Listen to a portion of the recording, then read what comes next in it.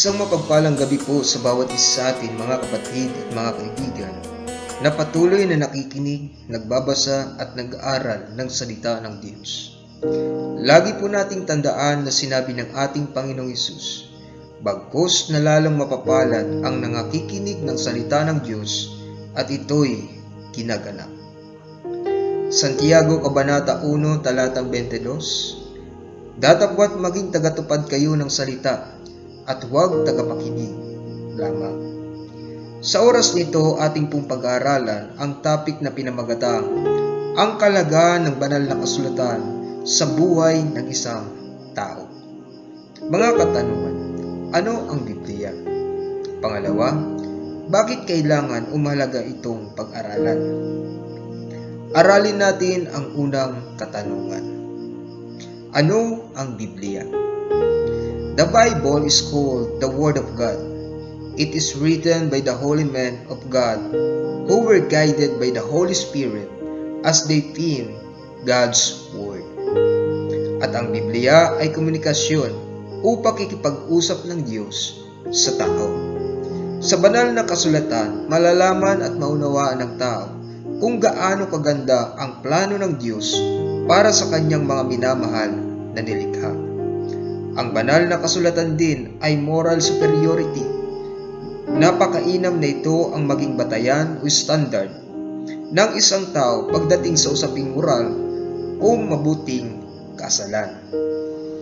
Sa aklat ng ikalawang Pedro, Kabanata 1, talatang 20 hanggang 21, sinabi ni Apostol Pedro, na maalaman muna ito na alinmang hula ng kasulatan ay hindi nagbuhat sa sariling pagpapaliwanag, sapagkat hindi sa kalooban ng tao dumating ang hula kailanman, kundi ang mga tao ay nagsalita buhat sa Diyos na nangaudyukan ng Espiritu Santo.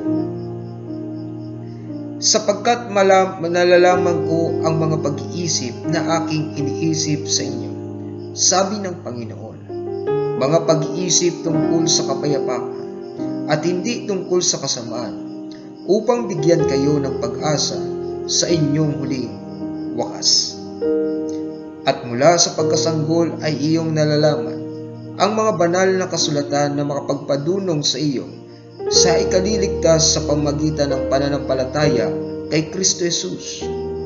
Ang lahat ng mga kasulatan na kinasiya ng Diyos ay mapapakinabangan din naman sa pagtuturo, sa pagsansala, sa pagsaway, sa ikatututo na nasa katwiran, upang ang tao ng Diyos ay maging sakdal, tinuruang lubos sa lahat ng magawang mabuti. Pangalawang katanungan, bakit kailangan umalaga itong pag-aralan?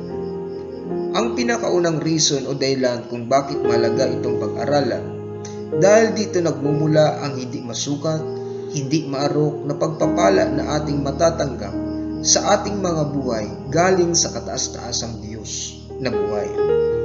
Pangalawang reason o dahilan, ang banal na kasulatan ang ating pinaka-manual o handbook para tayong mga tao ay magamit natin ng mainam at ayon sa disenyo ng Diyos ang buhay na ibinigay sa atin. Pangatlong reason, ang banal na kasulatan lamang ang tanging makasasagot ng apat na katanungan ng mga tao na sa anumang lugar, anumang edad ay nais malaman at maunawaan ang kasagutan. Alamin natin ang apat na katanungan ng mga tao na sa anumang lugar, anumang edad ay nais malaman ang kasagutan. Unang katanungan, where have I came from? O sa Tagalog, saan ako nanggaling? Ang banal na kasulatan ay nagtuturo sa atin sa aklat ng Genesis, Kabanata 1, talatang 27. At nilalang ng Panginoong Diyos ang tao sa alabok ng lupa, at ininghan ang kaniyang mga butas ng ilong ng hininga ng buhay, at ang tao ay naging kaluluwang may buhay. Sa talatang ito, malinaw na mayroong lumikha sa tao, at ito ang dakilang manglilikha, ang Diyos na makapangyarihan sa lahat.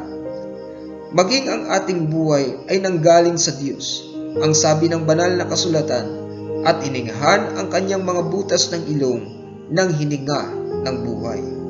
Kaya't bilang mga tao, ang buhay na ibinigay sa atin ng Diyos ay mas mainam ito ay gamitin natin sa ikapupuri at ikaluluwalhati ng Panginoong Diyos na lumikha sa atin. Pangalawang katanungan, where am I going? O saan ako patutungo? Ito ang katanungan kung saan nag-iisip tayo, kung saan tayo patutungo pagkatapos ng ating buhay sa mundong ito. Sapagkat nalalaman natin ang buhay natin sa mundong ito ay pansamantala lamang. Katulad ito ng mga dahon na lumalagas sa kapanahunan. Dapat nating malaman at maunawaan pagkatapos ng buhay natin sa mundong ito ay meron tayong hukuman na harapan. Hebrews chapter 9 verse 27, and as it is appointed unto men once to die, but after this the judgment. At kung paanong itinakda sa mga tao ang mamatay na minsan, at pagkatapos nito ay ang paghuhukom. Sa Juan Kabanata 5, talatang 27-29, at binigyan niya siya ng kapamalaang makahatol, sapagkat siya'y anak ng tao. Huwag ninyong ipanggilala ito, sapagkat dumarating ang oras na ang lahat ng nangasalibingan ay makaririnig ng kaniyang tinig, at magsisilabas. Ang mga nagsigawa ng mabuti ay sa pagkabuhay na mag-uli sa buhay, at ang mga nagsigawa ng masama ay sa pagkabuhay na mag-uli sa paghatol. Ito ang talata na ang mga taong nagsigawa ng mabuti ay sa pagkabuhay na mag-uli sa buhay, at ang nagsigawa ng masama ay sa pagkabuhay na mag-uli sa paghatol. O sa madaling salita, magkakamit ng buhay na walang hanggan o magkakamit ng walang hanggang kaparusahan. Pangatlong katanungan, why I am here? O sa Tagalog, bakit ako nandito? Ito ang katanungan na nagtatanong tayo kung bakit nabubuhay tayo sa mundong ito. Ano ang ating purpose o layunin? At ano ang ating duty bilang tao? Ang banal na kasulatan ay nagtuturo sa atin sa aklat ng Ecclesiastes, Kabanata 12, talatang 13. Ito ang wakas ng bagay, lahat ay narinig.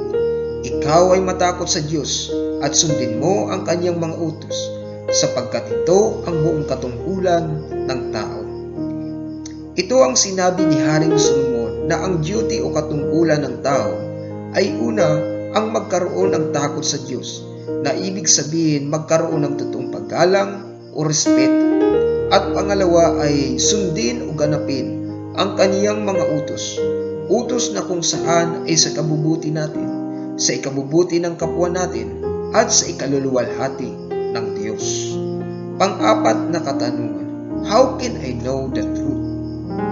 Ito ang katanungan na paghahangad na paano natin malalaman ang buong katotohanan. Sinabi ng Panginoong Hesus sa aklat ng Juan Kabanata 5, talatang 39, saliksikin ninyo ang mga kasulatan, sapagkat iniisip ninyo na sa mga yaon ay mayroon kayong buhay na walang hanggan, at ang mga ito'y siyang nangagpapatotoo tungkol sa akin. Mainam na ang bawat isa ay sumasaliksik ng banal na kasulatan, kung sa gayon malaman natin at lubos na maunawaan ang kalooban at katwiran ng Diyos, at ito ay ating maipamuhay at magbunga sa tamang kapanahunan ng buhay na walang hanggan sa pamamagitan ng pananampalataya kay Kristo Jesus. John chapter 14 verse 6, Jesus said unto him, I am the way, the truth, and the life. No man cometh unto the Father but by me. Revelation chapter 1 verse 3, mapalad ang bumabasa at ang nangakikinig ng salita ng hula at tumutupad ng mga bagay na nangasusulat doon, sapagkat ang panahoy malapit na. Mga kapatid at mga kaibigan, maraming salamat po sa inyong matyagang pakikinig. Pagpalain po kayo ng ating Panginoong Hesus, ang Diyos na makapangyarihan sa lahat, na tapat sa kanyang mga pangako at tanging ating pag-asa. Tandaan po natin, mahal po tayo ng ating Panginoong Hesus. Amen.